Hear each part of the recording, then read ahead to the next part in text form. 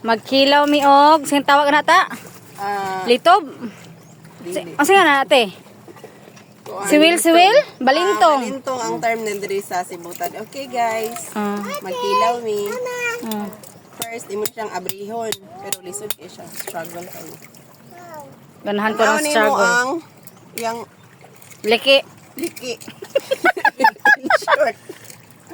Pero liki sa kinason ha. Dili nga liki. Basta bisag unsang liki. Wait. Lisod kayo siya.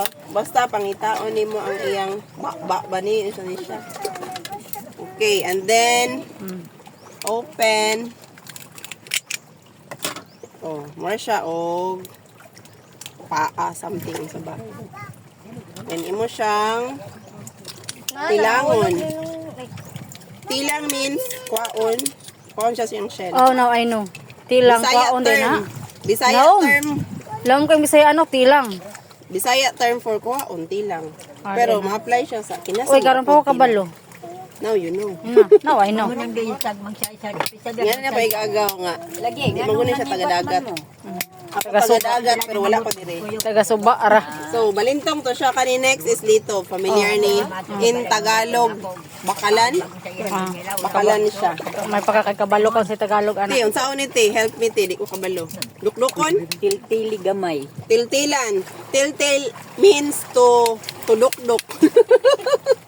Bon, English bon. Tabangi ko na. Teacher dire. Basta martilyohon. Ay! Ti, dili. Ay, nara. Tiltil, dukdukon ni mo. In English, i-punch. I-punch. Bagon. Oh, so makita na yun siya opening. And then, lain siya unod kay duguon siya, pero hugasan ni mo gaayo, lami kay siya. As in fresh na fresh. Lami kini siya, lami kay siya lami.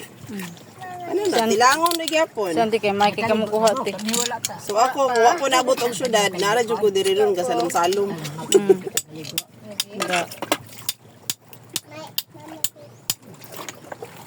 Mura to. Lok-lok. That should be all. Thank you. Ala ka, nahulog.